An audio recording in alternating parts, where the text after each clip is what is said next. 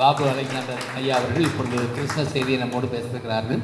இயேசு கிறிஸ்துவின் இனிய திருப்பெயரிலே உங்கள் யாவருக்கும் என்னுடைய பணிவான காலை வணக்கத்தை நான் தெரிவித்துக் கொள்கிறேன். எல்லோருக்கும் என்னுடைய காலை வணக்கம். அது மட்டுமல்ல, இயேசு கிறிஸ்துவனுடைய பிறப்பின் மகிழ்ச்சியை முன்கூட்டியே உங்களுக்கு அறிவிப்பதிலே, உங்களோடு பகிர்ந்து கொள்வதிலே நான் உண்மையிலே மகிழ்ச்சி அடைகிறேன். முக்கியமாக நான் பேராயருக்கும், அதாவது கடவுளுக்கு நன்றி சொல்ல வேண்டும். கடவுள் பேராயரின் வழியாக இந்த வாய்ப்பை எனக்கு தந்திருக்கிறார். நான் எத்தனையோ மேடைகளில், திருச்சபைகளில் பணியாற்றியிருக்கிறேன், பேசியிருக்கிறேன். படித்தவர்கள், மெத்த படித்தவர்கள், சுத்தமாக படிக்காதவர்கள் என்று பல்வேறு கூட்டங்களிலே உரையாற்றியிருக்கிறேன். ஆனால் அவை எல்லாவற்றையும் விட உங்களோடு இயேசு கிறிஸ்துவனுடைய பிறப்பை பகிர்ந்து கொள்வதிலே நான் உண்மையிலே மகிழ்ச்சி அடைகிறேன். நீங்கள் எல்லோரும் கொஞ்சம் அவங்க எஸ்தரா பாரதிதாசன் இதில் இது பண்ணவங்க பேர் என்ன, கஜோல் கொஞ்சம் தயங்கி சொன்னாங்க, ஆணும் பெண்ணுமாக நாமும். எனக்கு இந்த ஆங்கிலத்தில் பிடிக்காத வார்த்தை ஆல்சோ. நீங்கள் அனைவரும் கடவுளின் சாயலில் படைக்கப்பட்டவர்கள். நம் எல்லோரும் கடவுளின் சாயலில் படைக்கப்பட்டவர்கள். திருமறையிலே ஒருவேளை ஆணும் பெண்ணுமாக படைத்தார் என்று இருக்கலாம். ஆனால் என்னை பொறுத்த மட்டில் இந்த உலகத்தில் மனிதர்களாய் பிறந்த அனைவரும் கடவுளின் பிள்ளைகள், கடவுளின் சாயலில் படைக்கப்பட்டவர்கள். அது எனக்கு ரொம்ப ரொம்ப முக்கியமானது. அதை நான் சொல்லிக்கொள்ள விரும்புகிறேன். பொதுவாக நான் ஆரம்பத்திலேயே சொல்லிவிட்டேன், எல்லா மனிதர்களும் கடவுளுடைய சாயலில் படைக்கப்பட்டவர்கள். குறிப்பாக கிறிஸ்தவர்கள் நாங்கள் எல்லோரும் கடவுளின் சாயலில் படைக்கப்பட்டவர்கள் என்று சொல்லிக் கொள்ளுகிற அந்த குடும்பங்களிலே என்ன நடந்து கொண்டிருக்கிறது, அந்த சமுதாயத்தில் என்ன நடந்து கொண்டிருக்கிறது, அந்த சாயலுக்கான ஏதாவது மரியாதை இருக்கிறதா? அங்கேயும் கடவுள் விரும்பாத ஏற்றத்தாழ்வுகள் எல்லாம் இருக்கிறது, ஆதிக்கம் இருக்கிறது, ஓரவஞ்சம் இருக்கிறது, பாகுபாடு இருக்கிறது, ஆளை பார்த்து பழகுகிற ஒரு விதமான போலித்தனமான நடிப்பெல்லாம் இருக்கிறது. அவர்கள் எல்லாரும் நாங்கள் கடவுளுடைய சாயலில் படைக்கப்பட்டவர்கள் என்று சொல்லும் பொழுது அந்த ஆதிக்கம் இல்லாத ஒரு சமூகம், குறிப்பாக ஆணாதிக்கம் இல்லாத ஒரு சமூகம், சமத்துவம் நிறைந்த ஒரு சமூகம். எனக்கு தெரியும், உங்களுடைய சமுதாயத்திலே ஒருவர் கூட பசியோடு இருக்கக்கூடாது என்று நினைக்கின்ற சிந்தனை உடையவர்கள். அந்த அளவுக்கு உங்கள் மத்தியிலே பகிர்வு இருக்கும், பாகுபாடு இருக்காது, அன்பு இருக்கும்.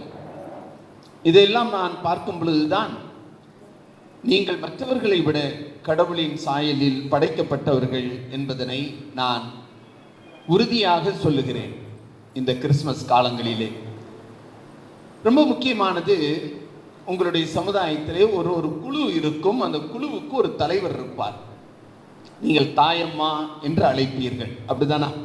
தாயம்மா எனக்கு ரொம்ப பிடித்த அந்த வார்த்தை. அவருக்கு அந்த ஒட்டுமொத்த குழுவும் தருகிற மரியாதை, அவருடைய பேச்சுக்கு எல்லோரும் கீழ்ப்படிந்து ஒரு குழுவாக, சமுதாயமாக நீங்கள் வாழ்ந்து கொண்டிருப்பீர்கள். என் பெயர் வித்யா சரவணன் அல்ல என்ற ஒரு புத்தகத்தை நீங்கள் யாராவது படித்திருக்கிறீர்களா? ஸ்மைலிங் வித்யா. அது பேரே சிரித்து கொண்டே இருப்பாள் வித்யா. அவள் சரவணன், ஆனால் வித்யாவாக மாறிய அந்த கதை உலகம் முழுவதும் அது பெயர் பெற்ற ஒரு கதை. 2008 அந்த புத்தகம் வெளியே வந்தது. என் நூலகத்திலே மிக சிறப்பான ஒரு புத்தகமாக நான் அதை கருதி இருக்கிறேன். அந்த புத்தகம் எப்படி நீங்கள் கடந்து வந்த பாதை எல்லாவற்றையும் அதிலே நான் படித்திருக்கிறேன். உங்களுடைய தொன்மை எங்கிருந்து வந்தது? திருமறையிலிருந்து வந்ததாக நீங்கள் சொல்லுகிறீர்கள். திருமறைக்கும் வெளியே அந்த தொன்மம் எங்கிருந்து வந்தது என்பதையெல்லாம் பேராசிரியர் பிரேமா அழகாக சொல்லுவார்கள். ஆக நான் அந்த ஆரம்ப காலத்திலே உங்களுக்கான அந்த மித், தொன்மை, தொன்மம் இது எல்லாவற்றையும் அறிந்ததினால் பொதுவாகவே என்னுடைய பிள்ளைகளுக்கு நான் சொல்லுவேன், அவர்களை நேசி, அவர்கள் மீது அன்பு காட்டு. உன்னால் உதவி செய்ய முடியவில்லை என்றாலும் கூட உதாசீனப்படுத்தாதே, அவர்களை கேலி பண்ண வேண்டாம் என்றெல்லாம் என் பிள்ளைகளுக்கு நான் சொல்லிக்கொண்டு வருவேன். என் திருச்சபைக்கும் அதைத்தான் நான் சொல்லி வருவேன். ஆகையால் அந்த தாயம்மாள் எனக்கு அந்த கேரக்டர் ரொம்ப பிடிக்கும். அது அந்த புத்தகத்திலே வரும். I am not Saravanan, I am Vidya. அந்த புத்தகத்திலே அந்த தாயம்மாளுக்காக ரொம்ப எனக்கு ஒரு பிடித்த ஒரு கவிதை, அதை நான் உங்களுக்கு சொல்லிக்கொள்ள ஆசைப்படுகிறேன். ரொம்ப பிடித்த ஒரு கவிதை. அம்மா என்னும் சொல்லில் அமுதம் கலந்திருக்கும், வாழ்வில் இலக்கணமாய் வாழ வந்த தெய்வம் அவள். கொடுத்தே சிரித்திடுவாள் கோடி வெறும் அவள் புன்னகை. தலைவாரி பூச்சோடி தன் கையால் அலங்கரித்து தேர் போல நடத்தி வந்தாள் தெவிட்டாது தெல்லமுதை. அம்மா என்னும் சொல்லில் அமுதம் கலந்திருக்கும், 10 மாதம் சுமந்தாலும் பட்டபாட்டை நினையாமல் பாங்காய் வளர்த்தெடுத்து அவனை பாரினில் உழவு விடுகின்றாள் என்ற அந்த கவிதை போய்கொண்டே இருக்கும். அந்த தாயம்மாளை பார்க்கும் பொழுதெல்லாம் எனக்கு இந்த கவிதை நினைவுக்கு வரும். இந்த கவிதை ஒரு பெரிய கவிதை, ஆனால் நான் இதை மட்டும் உங்களுக்கு நான் சொல்லிக்கொள்ள விரும்புகிறேன். நாம் இப்பொழுது கடவுளுடைய செய்திக்கு செல்வோம். கடவுளுடைய செய்தியை நான் சுருக்கமாக உங்களோடு நான் சொல்லிக்கொள்ள விரும்புகிறேன். அதற்கு முன்பாக பெண்களின் பிரச்சனை இந்த சமூகத்தில் என்ன என்பதனையும் கூட உங்களோடு பகிர்ந்து கொள்ள ஆசைப்படுகிறேன். குறிப்பாக 2011 கணக்கின்படி ஒரு தமிழ்நாட்டில் 2400 பேர் நீங்கள் இருப்பதாக சொல்லுகிறார்கள். நான் சொல்வது 2011 கணக்கின்படி. ஒருவேளை இப்பொழுது நீங்கள் கூடுதலாக வந்திருக்கக்கூடும். தமிழ்நாட்டிலே 2400 பேர் இருப்பதாக கூகுளிலே இது சொல்லப்பட்டிருக்கிறது. இந்திய அளவிலே 4 லட்சம் பேர், 4,87,000 பேர், 803 பேர் இந்தியாவிலே இருப்பதாக சொல்லுகிறார்கள். நான் ஏன் இந்த எண்ணிக்கையை சொல்ல வேண்டும்? அதற்கும் ஒரு காரணம் இருக்கிறது. எண்ணிக்கையில் குறைவானவர்களை மட்டும்தான் இறைவன் நேசிக்கிறார். திருமறையிலே அழகான ஒரு இடம் இருக்கிறது. உபாகம் என்ற புத்தகம், அதில் 7ஆம் அதிகாரத்திலே 7வது வசனம் ரொம்ப தெளிவாக சொல்லப்பட்டிருக்கிறது. இஸ்ரேல் மக்களை குறித்து இந்த வசனம் எழுதப்படுகிறது. சகல ஜனங்களிலும் நீங்கள் திரட்சியான ஜனம் என்று கர்த்தர் உங்கள் பேரில் அன்பு வைத்து உங்களை தெரிந்து கொள்ளவில்லை. நீங்கள் சகல ஜனங்களிலும் கொஞ்சமாயிருந்தீர்கள். நீங்கள் கொஞ்சமாயிருந்ததினால் கடவுள் நேசித்தார். அதனால்தான் இந்த கணக்கெடுப்பை நான் உங்களுக்கு சொல்லிக்கொள்ள விரும்புகிறேன். 7 கோடி என்பார்கள், 8 கோடி என்பார்கள். ஆனால் கடவுளுடைய கவனத்திற்கு உட்பட்டவர்களா என்று கேட்டால் இல்லை என்றுதான் நான் சொல்வேன். மிக குறைவானவர்கள் யார்? எண்ணிக்கையில் குறைவானவர்கள் யார்? அவர்கள் மீதுதான் கடவுள் கரிசனை உள்ளவராக இருக்கிறார். ஆகையால் தான் அந்த எண்ணிக்கையை முதலில் நான் உங்கள் முன் வைக்க விரும்புகிறேன். நீங்கள் மறந்து விடாதீர்கள். இந்த உலகம் ஒருவேளை உங்களை அங்கீகரிக்காமல் போகலாம்.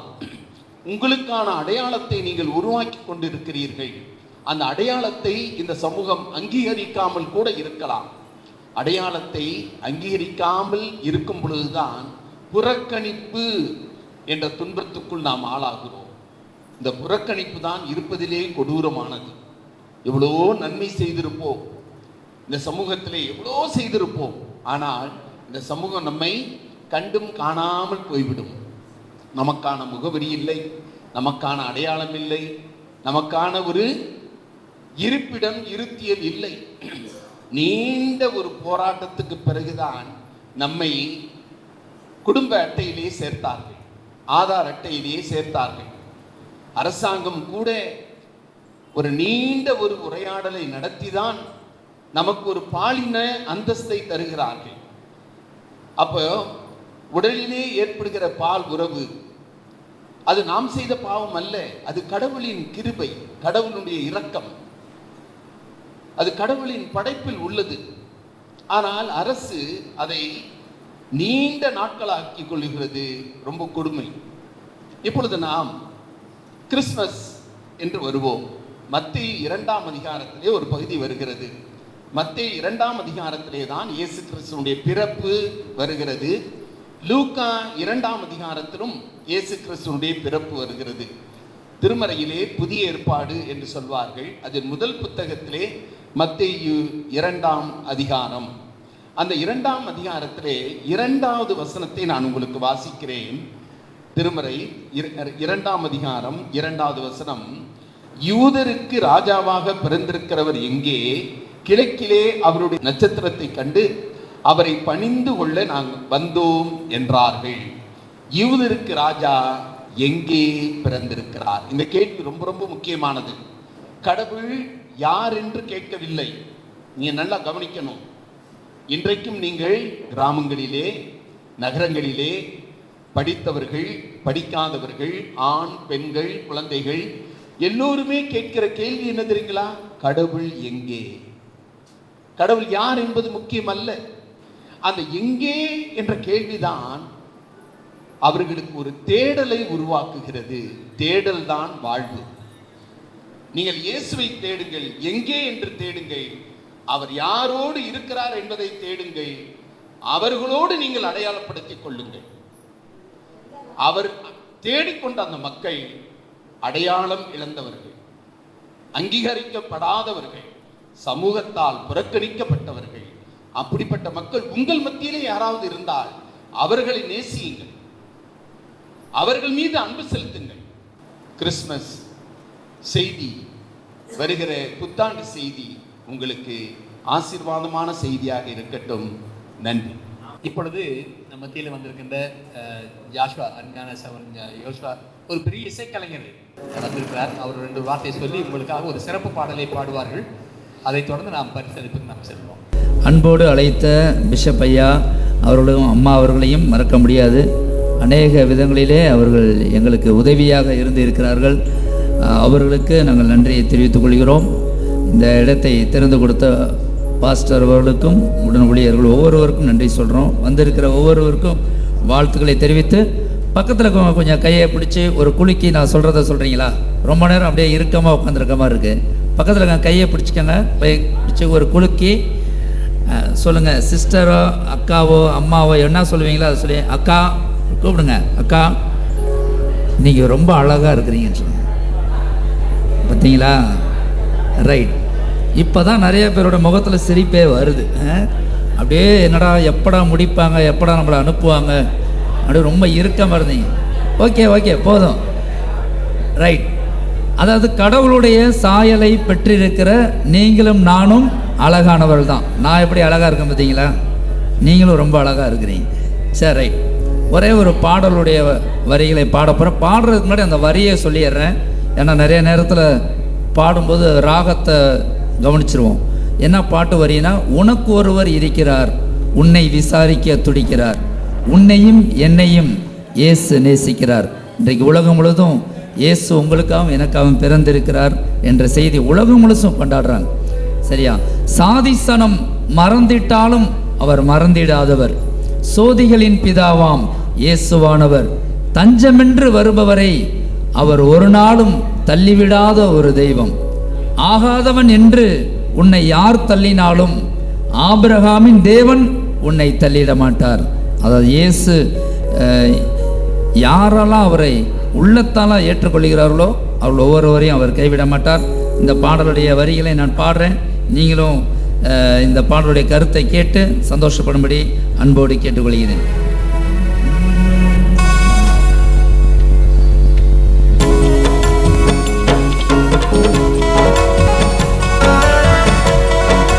முடிஞ்சா நீங்க கை தட்டலாம் தேவைப்பட்டா.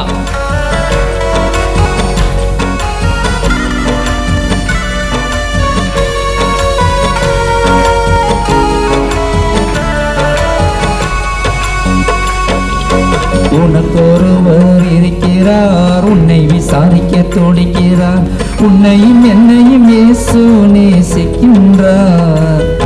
நம்மை உள்ளம் கைகளில் வரைந்திருக்கிறார்.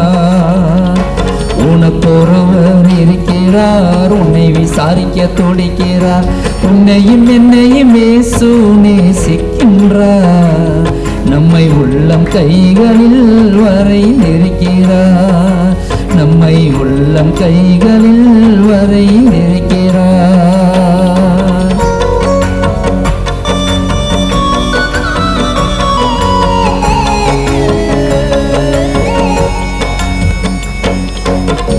சாதிசனம் மறந்திட்டாலும் மறந்திடாதவர், சோதிகளின் பிதாவாம் இயேசுவானவர்.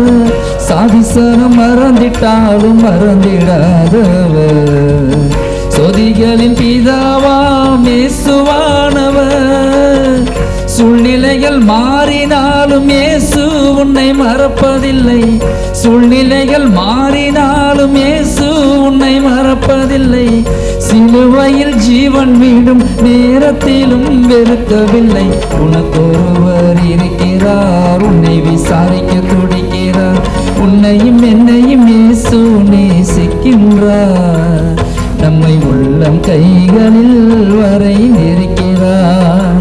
நம்மை உள்ளம் கைகளில் வரைந்திருக்கிறார்.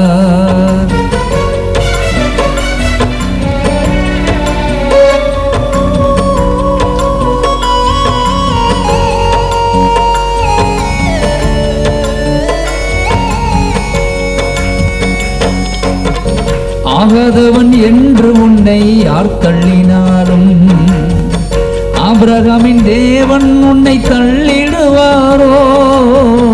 ஆகாதவன் என்று உன்னை யார் தள்ளினாலும் ஆபிரகாமின் தேவன் உன்னை தள்ளிடுவாரோ?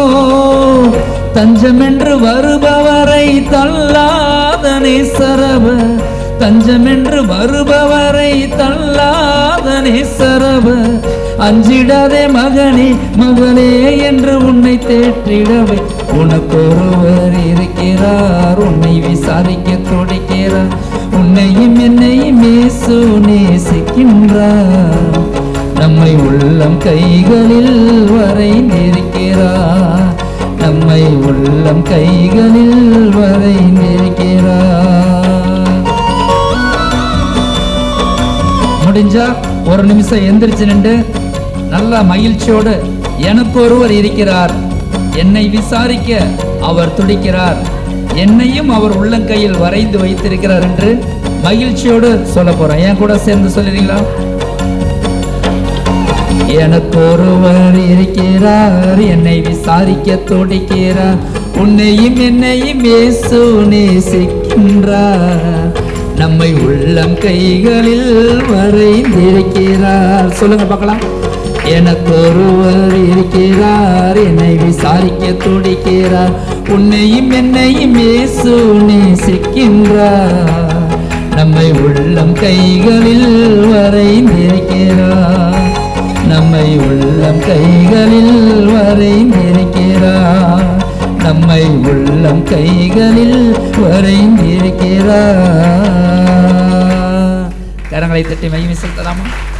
நானே நானே நானே நானே நானே நானே நானே நானே நானே யமா தர நானே நானே நானே தனே நானே வாட தர நானே நானே நானே தனே நானே நாகரமாலே காட்டுக்குள்ள நானே கண்ணகியா பொன்புறந்தே தனே நானே வாட தர நானே நானே நானே தனே நானே அந்த காரங்காடி தனலேந்த நானே கண்ணகியா என்ன செய்வேன் தனே நானே வாட தர நானே நானே நானே தனே நானே அந்த சுரவால காட்டுக்குள்ள நானே சுந்தரியா பொன்புறந்தே தனே நானே வாட தர நானே நானே நானே தனே நானே அந்த சுரவால கரளிந்த நானே சுந்தரியா என்ன செய்வேன் தனே நானே வாட தர நானே நானே நானே தனே நானே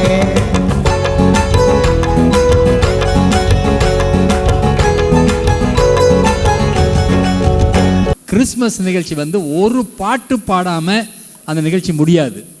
அந்த பாட்டை இப்பொழுது நாங்கள் பாடுறோம். நீங்கள் என்ன செய்யுங்கன்னா கொஞ்சம் அந்த சேரை தள்ளி வச்சுட்டு இங்கே வந்து கொஞ்சம் பேர் நீங்கள் விருப்பப்பட்டால் நீங்கள் ஒரு நடனம் ஆடலாம். குளிரும் பனியும் கொட்டிடவே கோமகனும் கொட்டினிலே ஆரீரோ ஆரீரோ ஆரீராரோ ஆராரோ ஆராரோ ஆரீராரோ தூங்கே தூங்கே பாலாடி தூங்கே தூங்கே பாலாடி சிங்காசனம் வீற்றிருக்கும் தேவமைந்தனா, சிங்காசனம் வீற்றிருக்கும் தேவமைந்தனா, இங்கு பங்கமுற்ற பசுங்கொட்டிலில் படுத்திருக்கிறா, இங்கு பங்கமுற்ற பசுங்கொட்டிலில் படுத்திருக்கிறா. குளிரும் பனியும் கொட்டிடவே கோமகனும் கொட்டிலே ஆரீரோ ஆரீரோ ஆரீராரோ ஆராரோ ஆராரோ ஆரீராரோ தூங்கே தூங்கே பாலாடி தூங்கே தூங்கே பாலாடி. இந்தடைவாய் அன்பு வைத்த என் பெருமானே, இந்தடைவாய் அன்பு வைத்த என் பெருமானே, நாம் எண்ணமுடன் போய் துதிக்க ஏகிடுவோமே, நாம் எண்ணமுடன் போய் துதிக்க ஏகிடுவோமே. குளிரும் பனியும் கொட்டிடவே கோமகனும் கொட்டினிலே ஆரீரோ ஆரீரோ ஆரீராரோ ஆராரோ ஆராரோ ஆரீராரோ தூங்கே தூங்கே பாலாடி தூங்கே தூங்கே பாலாடி.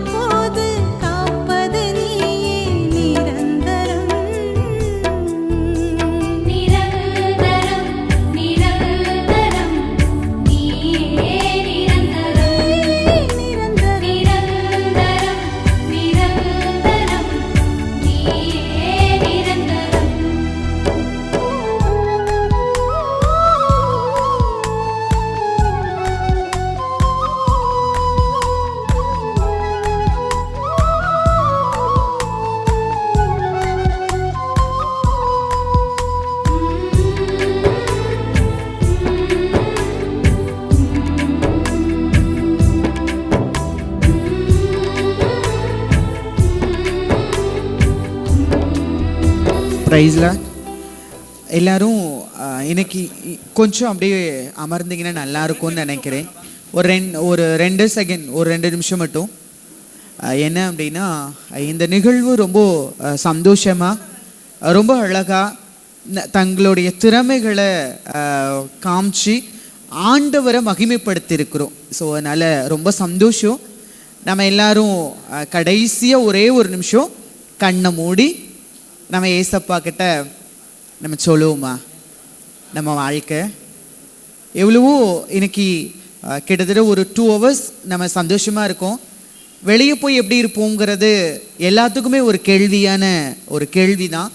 இந்த இடத்த விட்டுட்டு போனதுக்கப்புறம் நிறைய கான்டாக்ட் பண்ணலாம், ஆனாலும் நேரில் நிறைய முகங்களை பார்க்க முடியாது. எப்போ ஒரு சமயங்களில் தான் இந்த மாதிரியான வாய்ப்புகளை கடவுள் ஏற்படுத்தி கொடுக்குறார் பார்க்கறதுக்கு. நிச்சயமாகவே ஆண்டவருக்கு நான் ரொம்ப நன்றி சொல்கிறேன். உங்களையெல்லாம் பார்த்து உங்களோடு கிறிஸ்மஸ் இந்த இயேசுவினுடைய பிறப்பின் நற்செய்தியை உங்களோடு பகிர்ந்து கொள்ளுவதற்கு தேவன் தந்த நல்ல இந்த வாய்ப்பை ஆண்டவராக இயேசுவை நான் அதிகமாக நான் துதிக்கிறேன், ஸ்தோத்தரிக்கிறேன். நம்ம கண்ணை மூடி ஏசப்பாட்ட சோமனுமா.